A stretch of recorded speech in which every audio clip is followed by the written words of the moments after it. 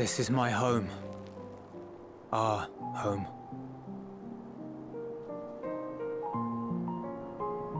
At least it was until that night.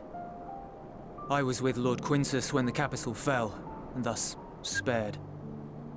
My family, who did not own a radio, were less fortunate.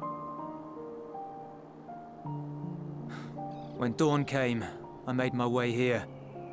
My parents, my little brother and sister, they were still inside. But they weren't themselves, and they tried to. And I had to.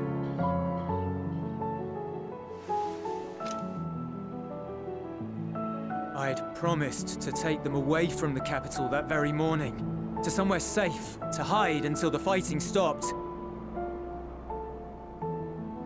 I promised.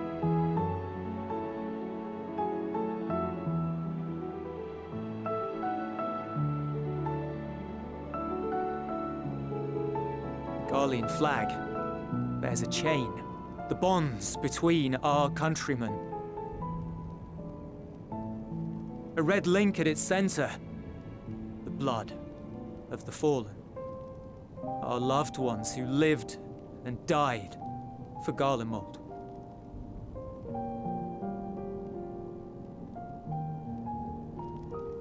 But if she too fell, who would be left to remember them and their sacrifice? What enduring proof would there be that they were ever here? If we had turned to your gods, would they have saved us?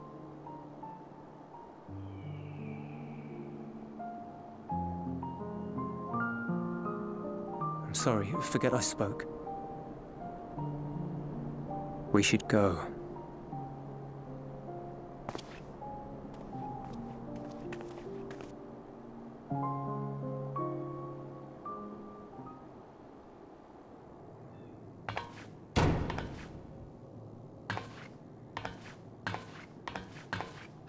No use. Believe me, I do not enjoy being here any more than you. But she wanted us to play along, so that is what we will do.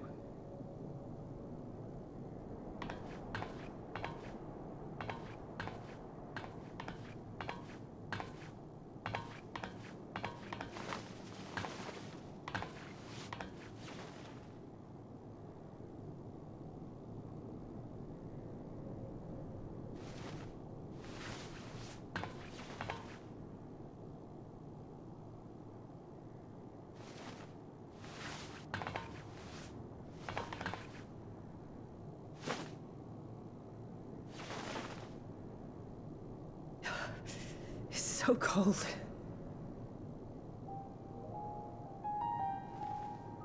Painfully so. Unbearably.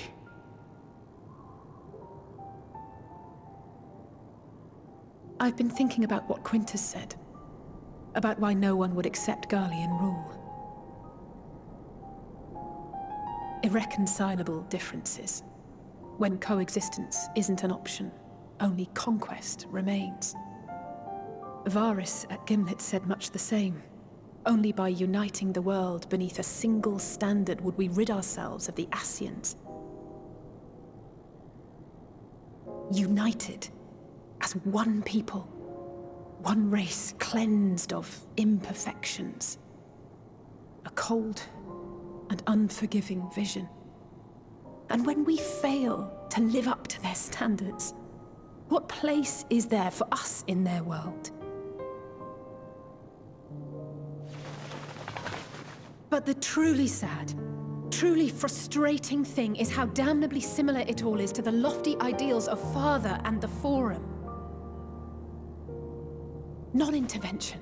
Always non-intervention. Protect our knowledge and our people, and to hells with the rest of you. And yet, I can see how it happened.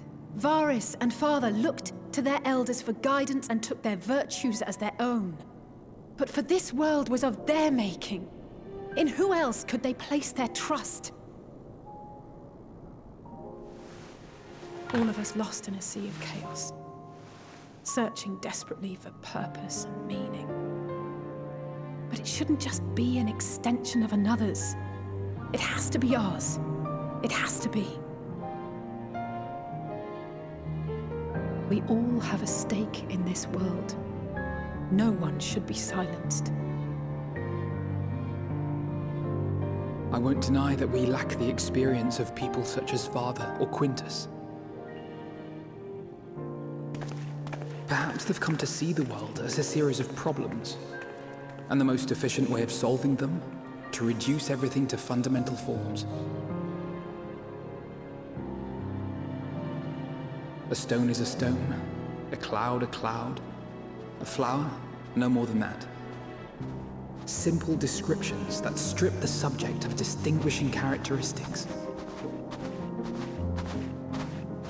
A man is a man, divided according to race, creed, or allegiance, and to some, defined by such associations.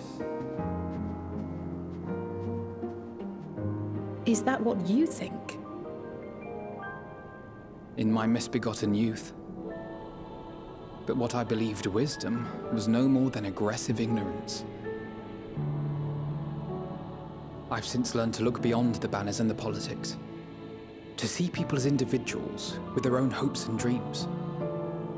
As for my dream of building a better world, well, every day I'm reminded that it is far more complex than I had ever imagined. But it only spurs me onward, to find the wisdom and the strength to see it through to the very end.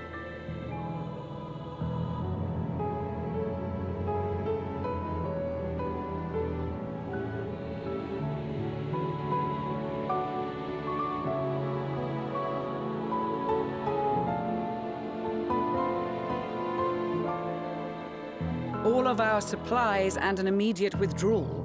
These are your conditions?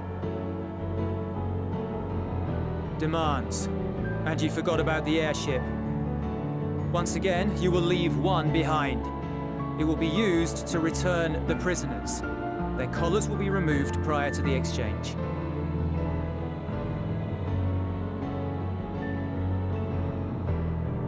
So in the end, not even Father's expertly worded rhetoric could deter you from your chosen course.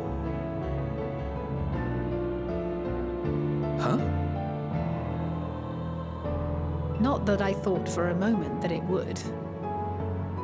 I've no love for violence, of course, but ours is a cause worth fighting for. I just wish he'd realize it too.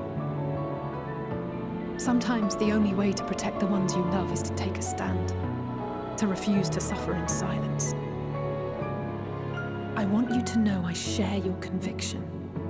Whether it be on the battlefield or in the debating chamber, I won't back down. I guess what I'm saying is...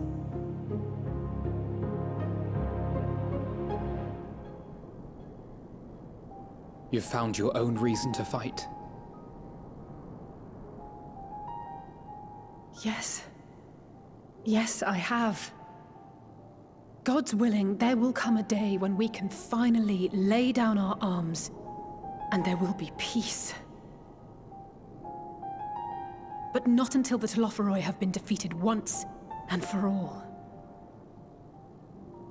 And you, brother, will have a vital part to play. By your words and deeds, you'll lead the way.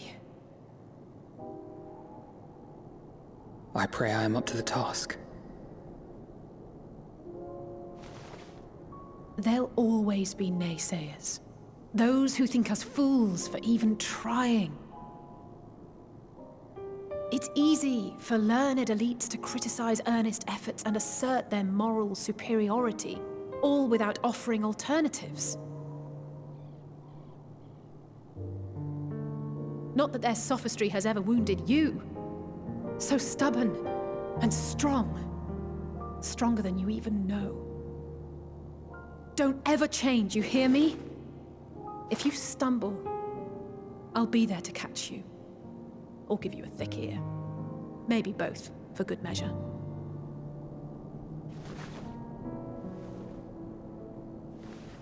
Thank you, Alice.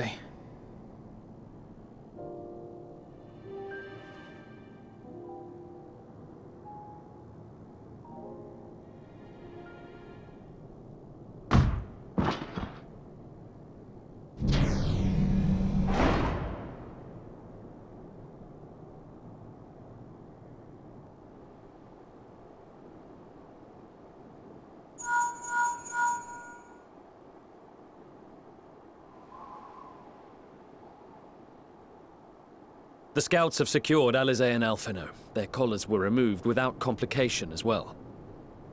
They report no casualties, not for their party nor the guards, who will wake from their premature slumber in due course.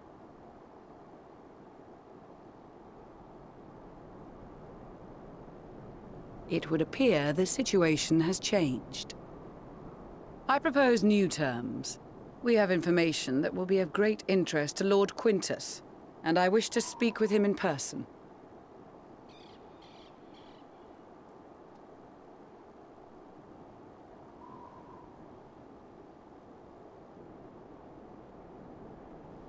No. In the event you rejected our first proposal, we came prepared with a second.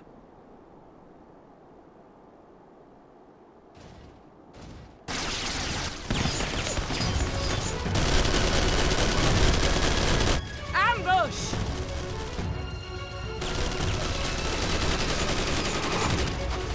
More are coming! Make ready!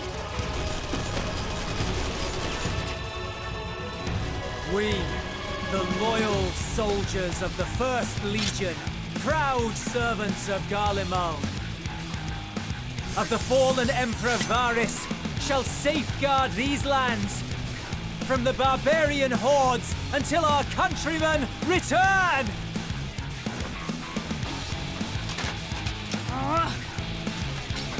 Stop, both of you!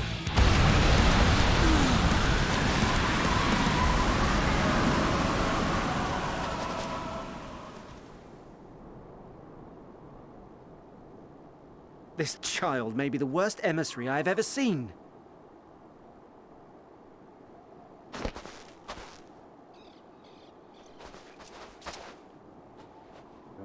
We received an urgent communication from the Grand Company of Eorzea.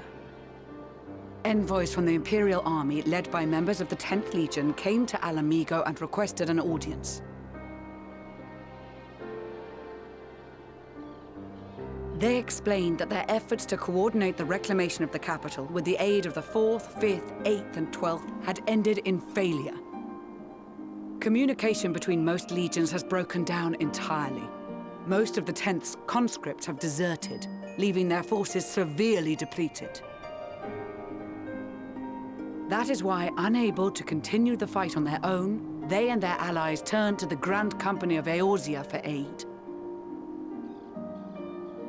Lies! Every word!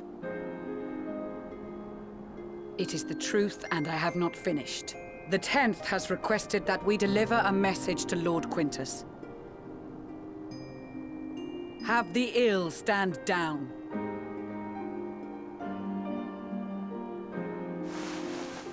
You have been listening, my lord? What are your orders?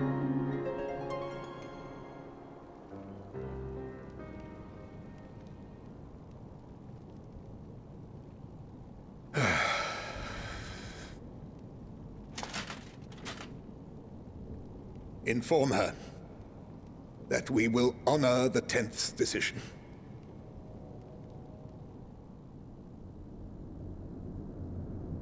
Bereft of hope, and now dignity.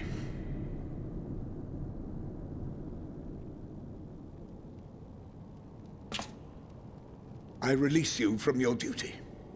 All of you.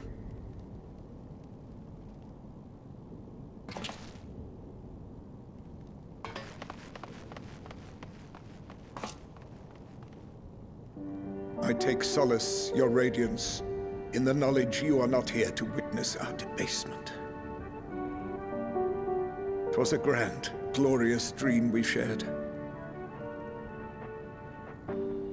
Of a world united, of peace and prosperity.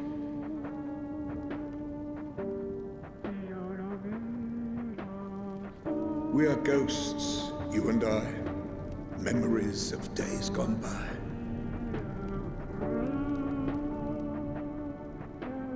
Bonds forged in blood that I will not see tarnished.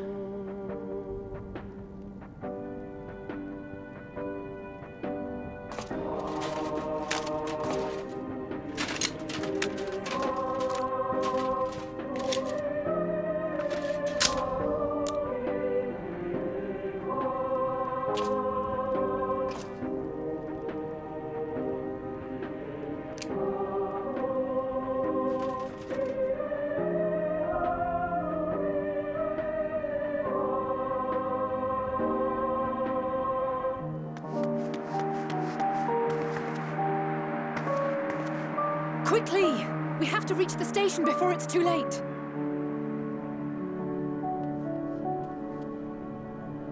If there is still a chance that Quintus will agree to a truce, we must take it. I just hope we get there before he and his men do something rash.